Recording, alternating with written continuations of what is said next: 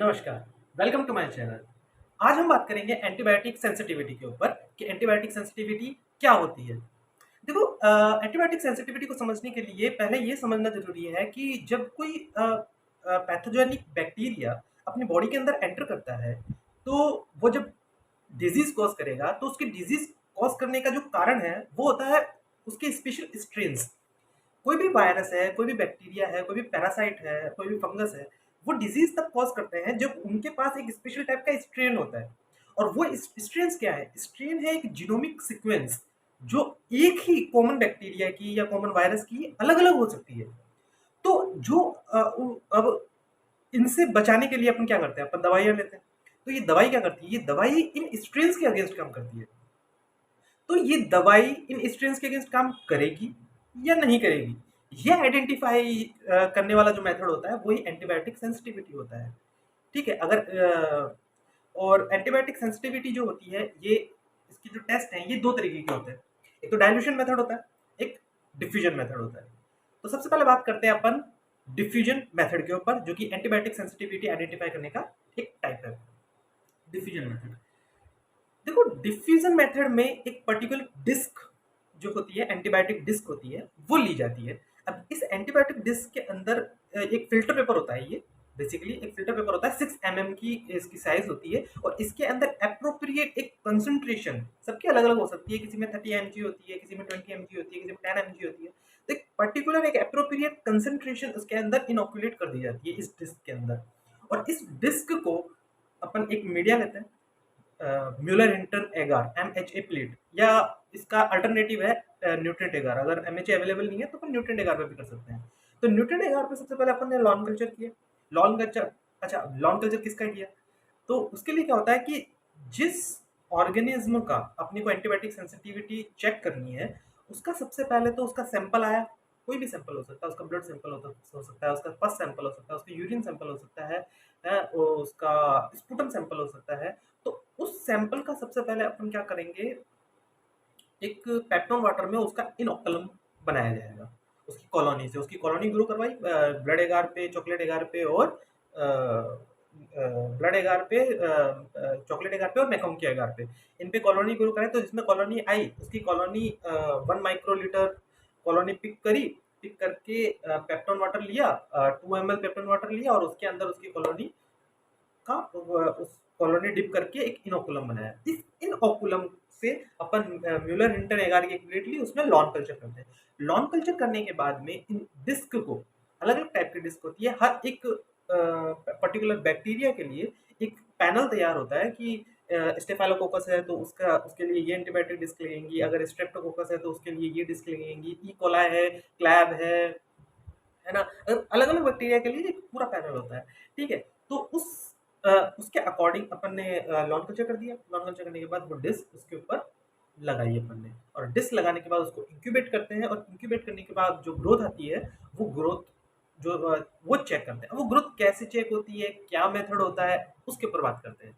तो सबसे पहले मैंने बताया इसके 2 मेथड होते हैं, diffusion method and dilution method. तो डिफ्यूजन मेथड जो होता है वो 2 तरीके का होता है, Stokes diffusion method and Kirby Bauer diffusion method. Stokes diffusion method क्या होता है?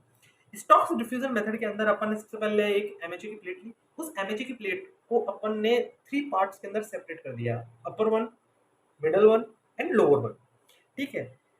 इन पार्ट्स के अंदर डिवाइड करने के बाद में अगर अपर पार्ट को और लोअर पार्ट को अगर आप टेस्ट जोन अगर रखते हो और मिडल को कंट्रोल जोन रखते हो, that is Stokes disc diffusion method. और अगर upper zone and lower zone both are test zone and middle is control zone, then it is a modified Stokes disc diffusion method.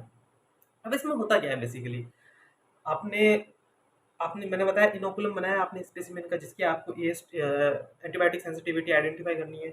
उसका आपने test zone के अंदर lawn culture किया, control zone में नहीं।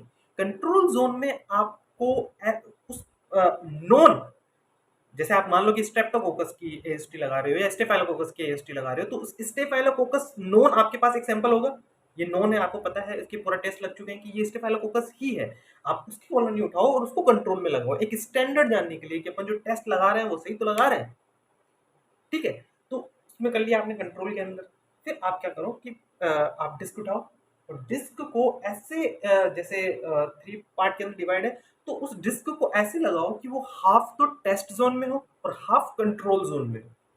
ऐसे करके 6 तो ऊपर अपर लाइन में और 3 तो अपर लाइन में और 3 लोअर लाइन में अपन लगाते हैं। इस तरीके से 6 डिस्क एक पेट्री डिश में लग जाएगी एमएचए की प्लेट में, उसको अपन इंक्यूबेट करते हैं इंक्यूबेटर में 16 टू 18 आवर्स के लिए, है ना? और नेक्स्ट डे अपन जब उसको देखते हैं तो उसका फिर इंटरप्रिटेशन होता है रिजल्ट का। आप कब बोलोगे कि वो सेंसिटिव है, आप कब बोलोगे कि वो रेजिस्टेंट है, मतलब दवाई ने कब काम किया, दवाई कब काम नहीं कर रही है।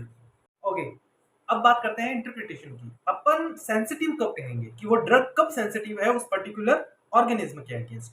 अगर देखो कंट्रोल जोन जो है, कंट्रोल जोन के अंदर जो हाफ डिस्क लगी हुई है वो तो जोन क्रिएट करेगी, क्योंकि कंट्रोल जोन में अपन ने नॉन ऑर्गेनिज्म का लॉन कल्चर किया है। तो वो नॉन ऑर्गेनिज्म है, वहां तो वो ऑर्गेनिज्म है, तो वो तो एंटीबायोटिक के अगेंस्ट जोन क्रिएट करेगा ही। तो अपने को ये देखना है कि उसके कंपैरेटिवली टेस्ट के अंदर किस तरीके का जोन क्रिएट हो रहा है। अगर कंट्रोल से ज्यादा बड़ा जोन क्रिएट हो रहा है तो ऑब्वियसली इट इज सेंसिटिव, क्योंकि वो तो सेंसिटिव था ही, और ये उससे भी ज्यादा बड़ा जोन क्रिएट कर रहा है तो ये तो सेंसिटिव है ही। या फिर कंट्रोल से छोटा जोन भले ही आ रहा हो, लेकिन दोनों के जोन के बीच का डिफरेंस जो है वो 3 mm से ज्यादा का नहीं होना चाहिए। यानी कि अगर ये 6 mm आ रहा है तो ये 3 mm तो आना ही चाहिए, तब अपन कहेंगे इट इज सेंसिटिव। अच्छा, अब दूसरा आता है इंटरमीडिएट। अपन इंटरमीडिएट कब कहेंगे कि जोन जो है, टेस्ट जोन जो है वो कंट्रोल जोन से छोटा तो है लेकिन 2 mm तक का तो है। 2 mm से छोटा नहीं है, 2 mm तो है, और कंट्रोल और टेस्ट जोन के बीच का जो डिफरेंस है वो भी 3 mm है। यानी कि आप इसको ऐसे समझो कि टेस्ट जोन के अंदर तो जो जोन बन रहा है वो 2 mm का बन रहा है, और कंट्रोल के अंदर जो जोन बन रहा है वो 5 mm का बन रहा है। अब दोनों के बीच में डिफरेंस तो है 3 mm का, और वो 2 mm का तो है ही।